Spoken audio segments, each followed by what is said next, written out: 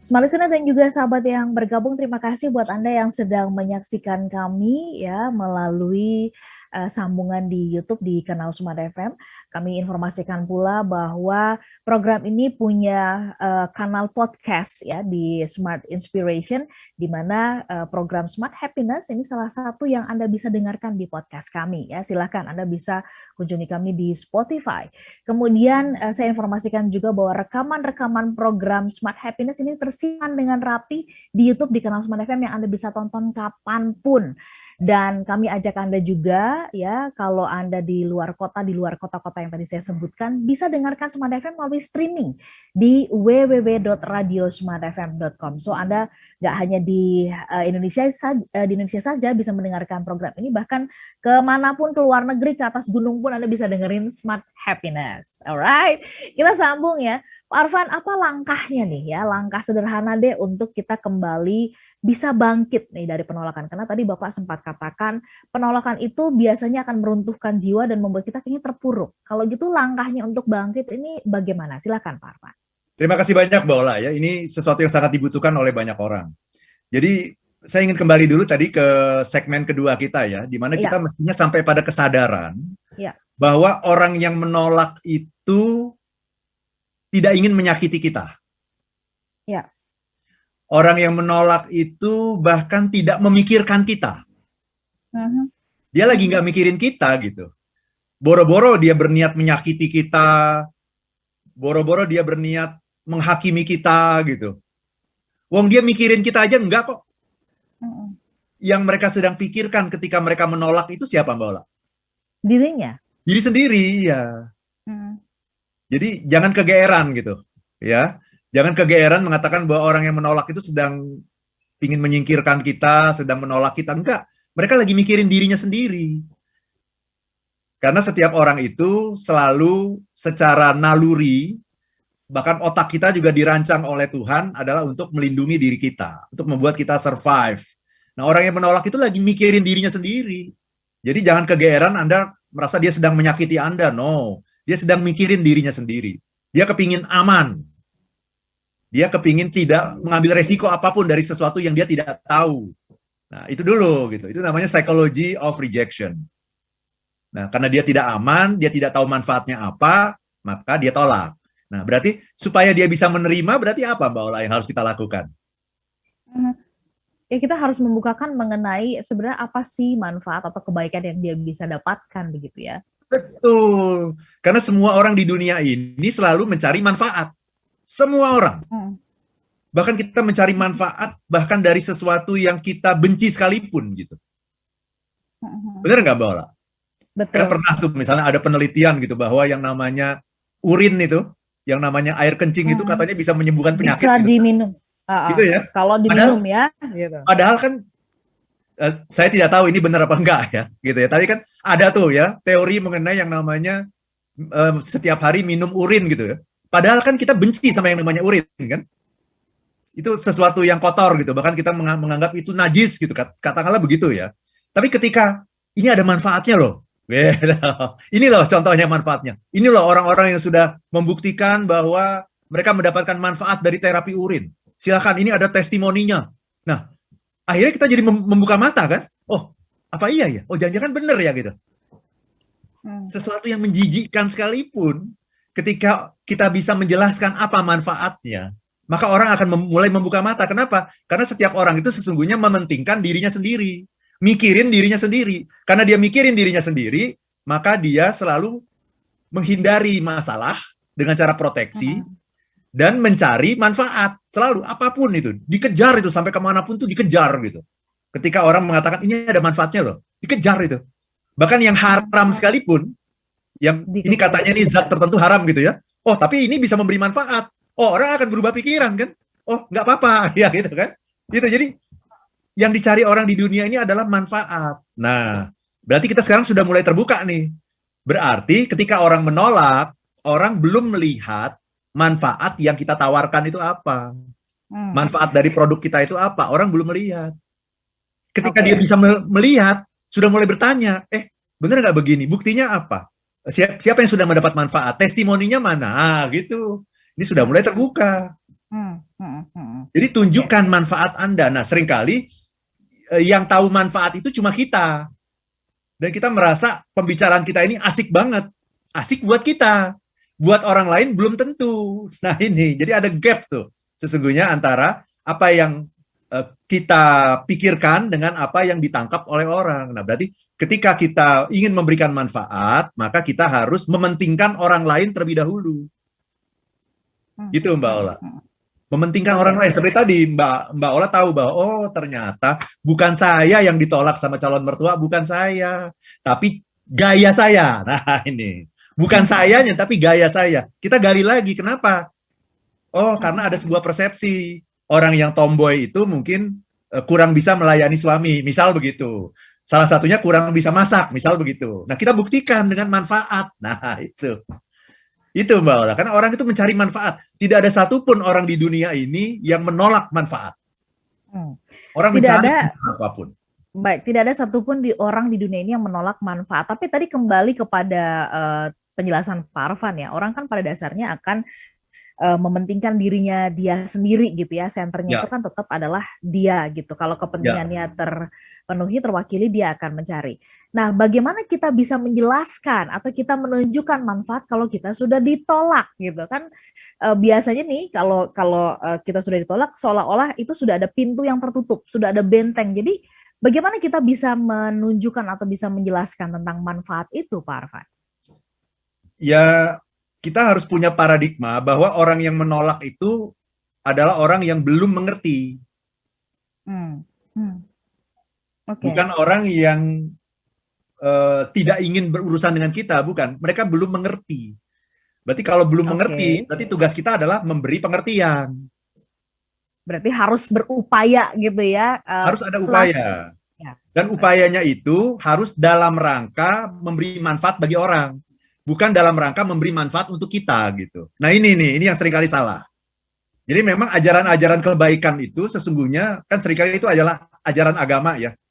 Bahwa kita harus memikirkan orang lain, mementingkan orang lain, itu kan ajaran agama ya. Saya ingin mengatakan itu adalah ajaran bisnis Mbak Ola. Bisnis itu selalu mementingkan orang lain karena kalau kita jualan kan seringkali kelemahan orang-orang sales kita adalah ketika kita berjualan itu calon pembeli kita menyangka manfaat yang terjadi dengan jual beli itu lebih menguntungkan si penjual, bukan menguntungkan si pembeli. Jadi kalau saya berjualan barang sama Mbak Ola, mungkin keuntungan yang saya dapatkan tuh 70%. Keuntungan Mbak Ola sebagai pembeli hanya 30%. Nah itu yang membuat orang tidak merasa nyaman Mbak Ola. Bagaimana kalau kita balik? Keuntungan saya 30% nih dari proses jual beli ini. Keuntungan Mbak Ola sebagai pembeli 70%. Nah, gimana itu saya bisa menjelaskan segala macam yang saya jual itu dari A sampai Z itu sehingga calon pembeli menjadi yakin bahwa ini adalah mereka yang lebih diuntungkan dari proses jual beli ini, bukan si penjual gitu. Bukan si penjual. Ya, itu Mbak Ola, itu sekali menjadi kelemahan kita itu. Ya. Berarti dibutuhkan perubahan paradigma, dibutuhkan perubahan di mindset kita begitu ya, sehingga perubahan mindset ini nanti akan mempengaruhi apa tindakan atau action kita gitu ya. Apakah berhenti merasa bahwa gerbangnya sudah tertutup sama sekali, atau kita kemudian melakukan upaya-upaya yang berbeda. Baik, sebelum kita jeda, saya mau menyapa smart listener yang menyapa kami melalui Facebook. Ada akun Pramudia Herlambang EU. Jika psikologi of rejection dipengaruhi oleh faktor like and dislike, meskipun produk dan usulan kita bagus, bagaimana caranya Pak Arfan? Nanti kita coba akan bahas di sesi berikutnya. Kemudian ada akun Sahwalita Muiz. Selamat pagi Mbak Ola, cantik dan penuh semangat, luar biasa. Terima kasih Pak Arfan untuk inspirasinya. Baik, nanti kita akan gali jawabannya dari Pak Arfan ya berdasarkan pertanyaan Pak Pramudia ini. Tetaplah bersama dengan kami dalam Smart Happiness. Smart listener dan juga sahabat yang bergabung, terima kasih Anda yang mendengarkan kami melalui streaming di www.radiosmartfm.com. Don't worry ya kalau Anda nggak menemukan kami misalnya di Play Store lagi, Anda tetap bisa mendengarkan kami melalui streaming kok ya di www.radiosmartfm.com. Bahkan Anda bisa mengakses kami di YouTube di kanal Smart FM dan kami juga sedang live di Facebook. Pak Arfan, karena ini tanggapan banyak begitu ya, baik dari YouTube, dari WhatsApp, boleh dijawab sesingkat-singkatnya dalam waktu yang sesingkat-singkatnya juga. Kayak proklamasi gitu ya. ini jadinya. Proklamasi ya.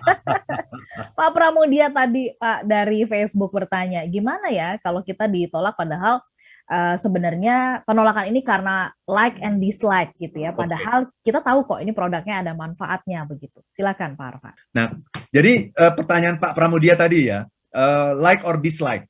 Like or dislike itu bisa terjadi, ya itulah yang terjadi. Kenapa? Karena sebelum orang membeli produk kita, sebelum orang menerima usulan kita, sebelum orang mengabulkan permintaan kita, yang dilihat terlebih dahulu adalah kitanya.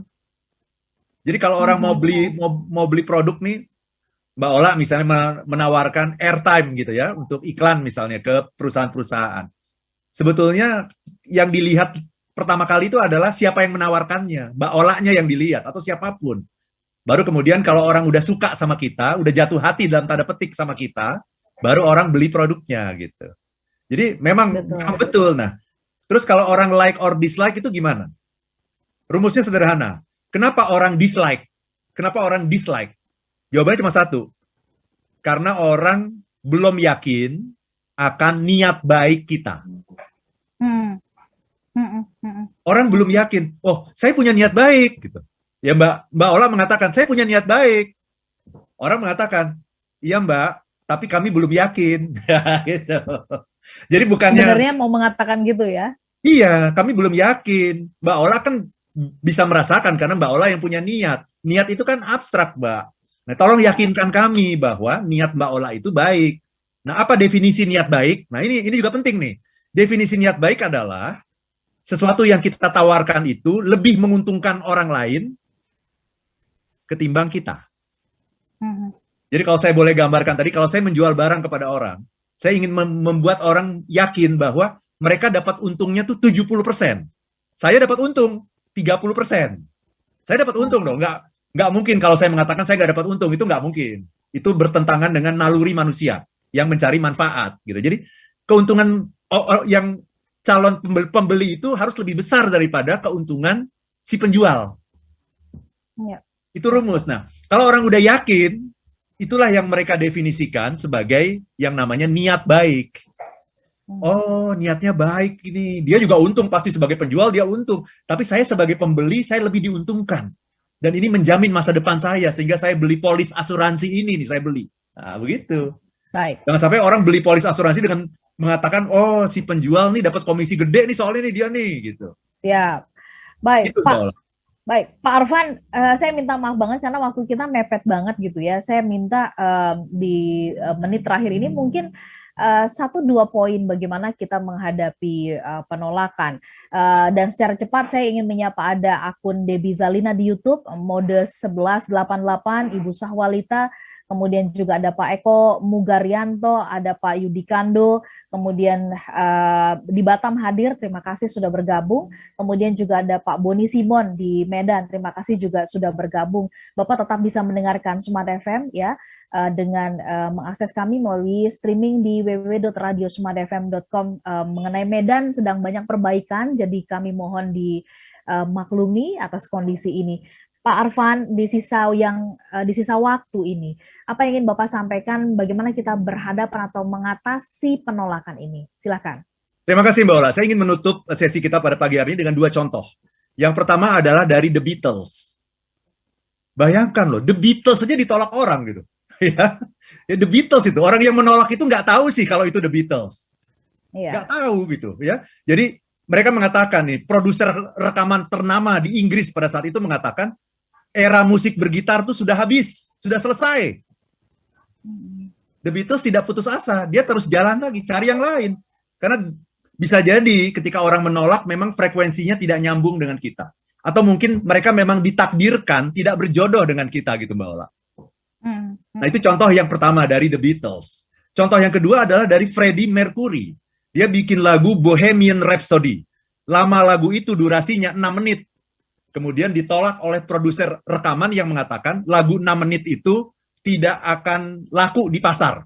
Radio hanya memutar lagu yang maksimal 3 menit. Wah, dia marah sekali itu, ya. Marah dia malah. Dan dia timpukin itu. Studio rekamannya ditimpukin sama dia. Gitu. Seperti yang bisa kita lihat di filmnya kan. Seperti itu. Nah, itu orang-orang yang punya harga diri, Mbak Ola. Ya, mereka tahu bahwa orang ini tidak paham, sudah dikasih penjelasan pun tidak mau mengerti, ya sudah gitu. Mungkin bukan jodoh saya. Dan saya akan mendapatkan yang lebih daripada itu. Itu Mbak Ola. Ya, berarti penolakan juga sebuah arti bahwa mungkin yang terbaik bukan itu dan disediakan yang lain buat kita. Begitu. Betul. Ya, Pak Arfan. Ya. Baik, Pak Arfan, kita tutup perbincangan di kesempatan pagi hari ini. Sehat-sehat tentunya untuk Pak Arfan. Ya. Sama-sama, Mbak Ola. Dan pastikan Anda mendapatkan buku yang tadi sudah diinformasikan yang ada di Tokopedia Arfan Pra ya. Oke. Kami pamit. Sehat-sehat untuk Anda semuanya. Saya Lana Nurlija. Dan saya Arfan Pradiansyah. If you wanna be happy, be happy. Be happy now.